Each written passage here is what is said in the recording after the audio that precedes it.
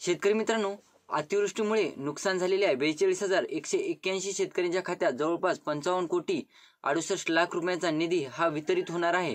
तर तो जिल्हा कोणता आहे आणि ही निधी कधीपर्यंत शेतकऱ्यांच्या बँक खात्यात थेट जमा होणार आहे त्याविषयीची सविस्तर माहिती आपण आजच्या व्हिडिओमध्ये क्लिअर करण्याचा प्रयत्न करणार आहोत। तत्पूर्वी जर चॅनलवर नवीन असाल तर चॅनलला सबस्क्राइब करा आणि समोरील जे बेल आयकॉन बटन आहे ते दाबायला विसरू नका। तर नमस्कार मित्रांनो, मी राज सुरेतल, स्वागत आहे कृषीमॅन यूट्यूब चॅनलमध्ये। मित्रांनो, एकंदरीत बघायचं झालं तर ऑक्टोबर 2023 मध्ये अतिवृष्टीमुळे नुकसान झालेल्या जवळपास 42,181 शेतकऱ्यांना 55,68,68,00,000 रुपयांची मदत ही त्यांच्या बँक खात्यात डीबीटीद्वारे वितरित केली जाणार आहे। तर एकंदरीत बघायचं झालं मित्रांनो, तर ऑक्टोबर अतिवृष्टीमुळे सोयाबीन, कापूस तसेच इतर शेतपिकांचे मोठ्या प्रमाणात नुकसान झाले होते।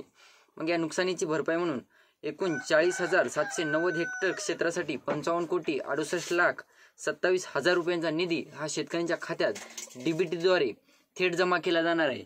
तर मित्रांनो, बुलढाणा जिल्ह्यात विशेष करून घाटाखालील तालुक्यातील खरीप हंगामाच्या शेवटच्या टप्प्यात ऑक्टोबर महिन्यात मुसळधार ते अतिमुसळधार पाऊस झाला होता। जे घाटाच्या शेजारी जे गाव किंवा जे तालुके होते त्या तालुक्यातील शेतकऱ्यांचं जे मोठ्या प्रमाणात नुकसान झालं होतं। तर नांदुरा तालुक्यात 10 ते 12 ऑक्टोबर दरम्यान झालेल्या अतिवृष्टीमुळे तालुक्यातील जिरायती पिकांचे 40,697 हेक्टर क्षेत्रात जवळपास 132 शेतकऱ्यांच्या 33 हेक्टर क्षेत्रातील फळपिकांचे नुकसान झाले होते। दोन्ही मिळून 42,181 शेतकऱ्यांना, म्हणजे एकंदरीत बघायचं झालं तर जे कापूस, त्यानंतर कापूस वगैरे, सोयाबीन वगैरे जे पीक आहेत त्या शेतकऱ्यांचं वेगळं नुकसान, आणि जे जिरायती पीक, बागायती जे पिकं घेतात शेतकरी त्या शेतकऱ्यांचं एकंदरीत दोन्ही मिळून 40,181 शेतकऱ्यांचं हे नुकसान झालेलं आहे। आणि त्यांची नुकसान भरपाई नांदुरा तालुक्यातील शेतकऱ्यांना जवळपास ही नुकसान भरपाई 55,68,68,00,000 रुपयांची मिळणार आहे। तर बघायचं झालं मित्रांनो, पंचनामे केले होते शेतकऱ्यांनी। पंचनामे केल्यानंतर आता त्यांच्या लिस्ट वगैरे ज्या तयार झालेल्या आहेत विके नंबरच्या, त्यांनी केवायसी केलेल्या आहेत काही शेतकऱ्यांनी, तर त्यांच्या खात्यात हा रक्कम वितरित होणार आहेत। पावसामुळे शेतातील सोंगणी ठेवलेले सोयाबीन, गंजा, वेचणीस आलेला कापूस खराब होण्यासाठी नदीला, नाल्यांना पूर आला होता त्यावेळेस, आणि जवळपास काही शेतकऱ्यांचे जे जमा करून ठेवलेलं सोयाबीन होतं, काही शेतकऱ्यांनी जे कापूस वगैरे वेचणीला आलेला होता, असं बऱ्याच प्रमाणात शेतकऱ्यांचं मोठ्या प्रमाणात नुकसान झालेलं।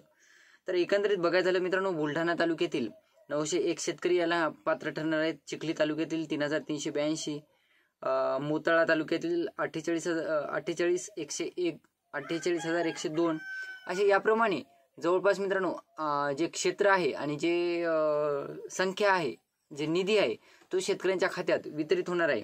आणि तुम्ही जर केवायसी केलेली असेल आणि तुमचं जर केवायसी कंप्लीट असेल, 8-10 दिवसापासून जर तुमची केवायसी झालेली असेल, खरं तर 26 तारखेपासून केवायसीला काहीतरी सुरुवात झालेली आहे काही तालुक्यामध्ये।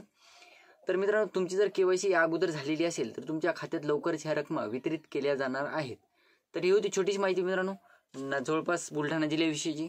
व्हिडिओ आवडला असेल तर चॅनलला सबस्क्राईब करा, लाईक करा, जास्तीत जास्त शेतकऱ्यांपर्यंत पोहोचवण्याचा प्रयत्न करा आणि बॅकग्राऊंडला इग्नोर मारा।